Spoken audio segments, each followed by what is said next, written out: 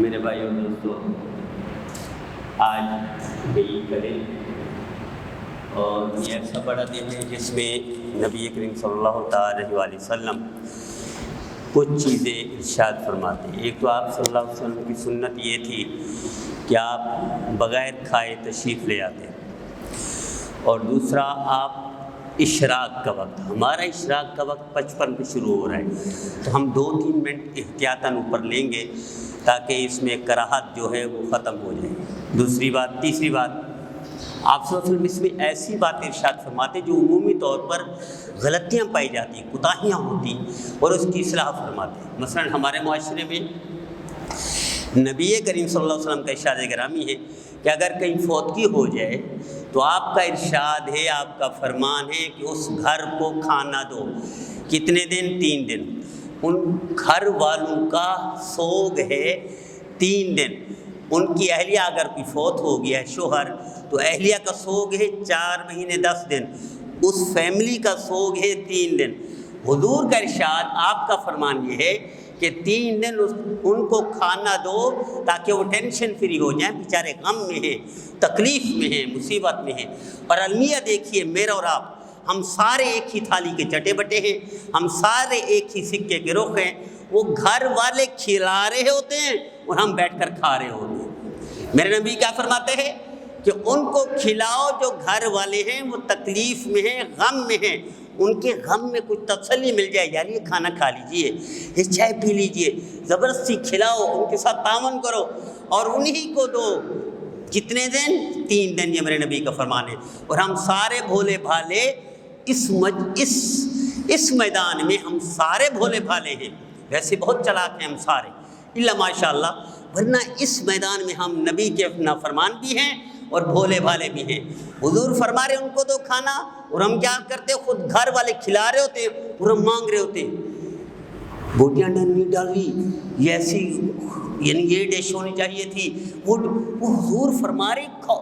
دیکھو 2 حدیثیں ہیں، صاحب کانت نے روایت لکھی ہے کہ اگر آپ کسی کے گھر تعزیت کے لیے جاؤ، کچھ نہ کھاؤ پیو۔ بعض اکابر نے اس کو حرام لکھا ہے، حرام، ہم مانگ کر کھا رہے ہوتے ہیں۔ اکابر بعض نے حرام لکھا ہے۔ اسی طرح حضور نے ارشاد فرمایا، آپ کسی کی عیادت کے لیے جاتے ہیں تو بھی کھائیں نہ پیے نہ۔ آپ کی عیادت کرنے کا طریقہ بتاؤ۔ حضور تشریف لے گئے ایک صحابی کے پاس، آپ نے یہ ہاتھ رکھا کندھے پر، آپ نے ارشاد فرمایا اللہ باستہور انشاءاللہ، واپس آ گئے۔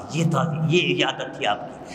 آپ ایک دفعہ تشریف لے گئے، آپ نے فرمایا یہاں وہ کہ آپ کو اللہ صحت دے، تندرستی دے، اللہ اس کی بیماری کے بدل میں صحت۔ میں آپ کو اردو میں بتا دوں تو آپ کی 3 روایتیں ہیں، مختصر ٹو دی پوائنٹ، بامشکل 1 منٹ بھی نہیں بنتا۔ آپ نے عیادت فرمائی اور آپ تشریف لے گئے، آپ بیٹھے بھی نہیں، آپ نے آرام نہیں کیا۔ اور 2 روایتیں صاف واضح صراحتاً ہیں، عیادت کے لیے جائیں نہ کھائیں پئیں، تعزیت کے لیے جائیں نہ کھائیں پئیں۔ ہم اچھا بعض ہیں پڑھے لکھے، ہم یہاں اپنے ساتھی، ہمارے ایک ساتھی بیمار ہوا، ہم گئے، اچھا فوری دیکھتے ہی اس نے نا دروازے سے دیکھتے ہی چائے کا آرڈر دے دیا۔ ہم نے کہا بھی نبی نے منع کیا ہے، حضور کی سنت کے خلاف ہے، فوری روک۔ اس سے یہاں سے لانڈی گئے تو بیچارے، ہم نے کہا بھائی ہم آپ کی تعزیت کے لیے آئے ہیں، آپ کھانا بنا رہے ہو، تو فوری طور پر اس نے کہا میری زندگی میں میرے قانون نے پہلی دفعہ سنے ہیں کہ نبی نے منع کیا اور ہم کر رہے ہیں۔ تو میرا عزیزو، یہ 2 جگہوں پر ہم نبی کی صراحتاً خلاف ورزی کر رہے ہیں۔ حضور فرماتے ہیں انہی کو دو، انہی کو کھلاؤ، انہی کا خیال کرو، اور ہم خود کھا رہے ہوتے ہیں، جن کا خیال کرنے کا حکم ہے وہ کھلا رہے ہوتے ہیں۔ یہ صراحتاً خلاف ورزی ہے۔ اسی طرح میرے نبی نے کبھی بھی زندگی بھر گلی کو بند نہیں کیا، زندگی بھر آپ نے راستے کو بند نہیں کیا، بلکہ ڈانٹا ہے بعض موقعوں پر صحابہ کرام کو۔ ایک دفعہ پوری زندگی میں آپ نے ایک صحابی آ گئے، یا رسول اللہ یہ فلاں میرا پڑوسی بہت تنگ کر رہا ہے۔ آپ نے پوری زندگی میں ایک بندے کو اجازت دی، آپ نے ارشاد فرمایا اپنے گھر کا سامان اٹھاؤ گلی میں رکھ دو۔ اب جب گلی میں رکھ دیا، اجازت نبی نے دی، یہ احتجاج کا حضور نے فرمایا، یاد رکھیے گا۔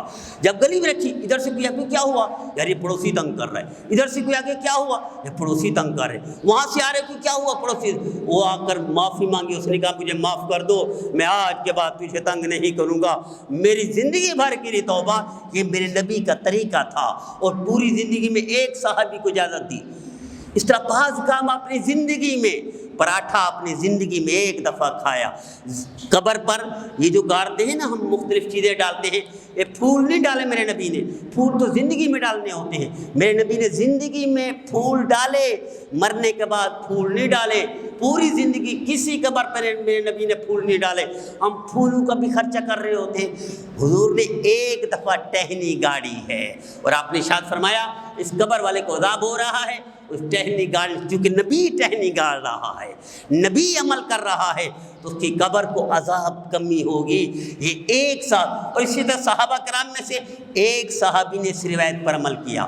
اسی طرح آپ نے زندگی بھر ایک دفعہ شربت پیا ہے کھانے کے بعد، آپ پانی نہیں پیتے تھے کھانے کے بعد، پوری زندگی میں پراٹھا ایک دفعہ کھایا، پوری زندگی میں کھانے کے بعد ایک دفعہ شربت پیا۔ ہم تو مستقل کرتے ہیں نا، بعض چیزیں آپ نے زندگی بھر ایک دفعہ کیا ہے۔ یہ پیغام دیا تھا کہ آپ اس طرح کر سکتے ہیں، لیکن ایسا نہیں کہ ہر روز، ایسا نہیں کہ زندگی کا معمول بنا لیں۔ اس طرح بعض ہمارے ساتھی مستقل کھانے کے بعد کولڈ ڈرنک پیتے ہیں، مستقل کھانے کے بعد ٹھنڈا پانی پیتے ہیں، مستقل یہ غلطی کر رہے ہو۔ میرے نبی زندگی بھر بیمار نہیں ہوئے، یاد رکھیے گا۔ اور ایک ڈاکٹر آ گیا مدینہ منورہ میں، کلینک کھول دی، ایک دن، دو دن، تین دن، چار دن، 2 3 4 مہینے میں گزرا، کوئی بیمار نہیں ہوا۔ نبی مسئلے کیا ہے؟ ایک صحابی سے پوچھ لیا، یار یہاں کوئی بیمار نہیں ہوتا؟ انہوں نے کہا ہم نبی کی سنتوں پر عمل کرتے ہیں کہ جس وقت بھوک لگتی ہے اس وقت کھاتے ہیں، اور جتنا حصہ ہوتا ہے نا بھوک کا رہتا ہے باقی اس کو ہم کھانا چھوڑ دیتے ہیں۔ کہنے کہ اسی وجہ سے بیمار نہیں ہوتے۔ اپنا بوریا بستر اٹھایا، گول کر کے چلا گیا، پھر واپس نہیں آیا۔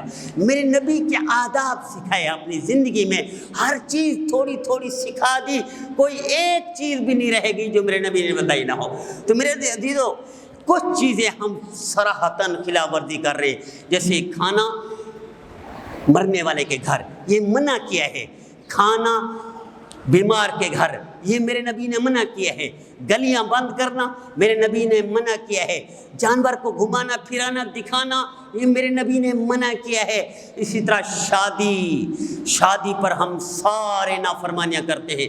ہمارے ایک ساتھی ہیں گلستان جوہر کے، بیٹی کا اس نے منگنی، پھر نکاح اور پھر شادی، 50 سے 60 لاکھ روپیہ خرچ کر دیا، 3 پروگرام کیے بیٹی کے۔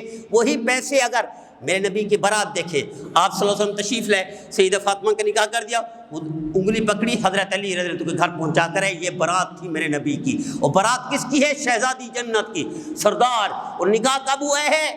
سیدہ ام رقیہ کا 8 سال میں، سیدہ زینب کا 8.5 سال میں، سیدہ صدیقہ کا 9 سال میں، سیدہ فاطمہ کا 15 سال میں۔ یہ سارے نکاح میرے نبی کے گھر کے ہیں۔ اور سیدنا علی رضی اللہ عنہ کا نکاح کب ہوا ہے؟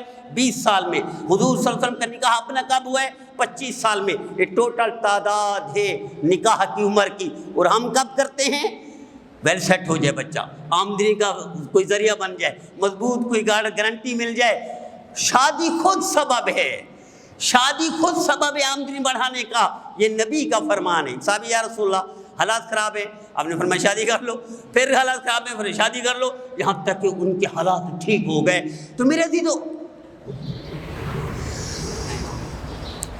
55 ہو گئے، 55 پہ چونکہ ٹائم ختم ہو رہا ہے تو میں 2-3 چیزیں کر دیتا ہوں۔ ایک بات یہ ہے کہ یہ جو 3 تکبیریں ہم کہتے ہیں نا پہلی رکعت میں، 3 تکبیریں دوسری رکعت میں، یہ واجب ہیں۔ چھوٹ جائیں پرواہ نہیں کریں، پریشان نہ ہوں، چھوٹ جائے سارا مجمع چھوڑ دیں، کوئی حرج نہیں، نماز ہو جاتی ہے۔ یعنی سارا مجمع چھوڑ دیں، اس 3 تکبیروں کو پہلی رکعت میں، 3 دوسری، سارا مجمع نہ کرے اللہ اکبر اللہ اکبر اکبر 3 دفعہ، کوئی پرواہ نہیں، شریعت نے معاف کیے ہیں۔ لیکن ہیں 3 پہلی رکعت میں، 3 ہیں دوسری رکعت میں۔ پہلی رکعت میں 3 کب ہیں؟ سبحانک اللہ پڑھیں گے، اور اس کے بعد ہم 3 دفعہ اللہ اکبر اللہ اکبر اللہ اکبر کریں گے، یہ واجب ہے۔ دوسری میں کب ہے؟ جب قرات ختم ہوگی نا، قرات ختم ہونے سے پہلے رکوع، قرات اور رکوع کے درمیان 3 تکبیریں ہیں۔ لیکن اگر کوئی بھولا بھالا نہ کہہ سکے، وہ بھول گیا یا ادھر ادھر دیکھتا رہ جائے، بعض ہوتی ہے نا بیچارے ساتھی، تو پرواہ نہ کرے کہ نماز نہیں ہوئی، کوئی فرق نہیں پڑتا اس سے۔ یہ واجب ہے، واجب ایسا واجب جو عید کے موقع پر ہو، اللہ کہتا ہے کوئی ہر دن سارے چھوڑ دے، کوئی پرواہ نہیں، پھر بھی نماز ہو جاتی ہے۔ تو 3 تکبیریں پہلی رکعت میں، 3 تکبیریں دوسری رکعت میں، یہ واجب ہیں۔ واجب بائی معنی کہ فرض نہیں، ضروری نہیں، کہہ دے سارے تو بہت اچھا ہے، بہت بڑھیا کام ہے، اور سارے چھوڑ دے تو بھی کوئی پرواہ نہیں۔ اللہ ہم سب کو نبی کریم صلی اللہ علیہ وسلم کی فرمانبرداری کی توفیق عطا فرمائے۔ اسی طرح حضور نے خطبہ پہلے بھی دیا ہے، خطبہ بعد میں بھی دیا ہے۔ یہ دونوں موقعوں پر آپ نے دعا کی اور پھر خطبہ پڑھا، آپ نے خطبہ پڑھا پھر دعا کی، یہ دونوں عمل میرے نبی سے ثابت ہیں۔ اللہ ہم سب کو نبی کریم صلی اللہ علیہ وسلم کی 100% فرمانبرداری کی توفیق عطا فرمائے اور نافرمانی سے محفوظ فرمائے۔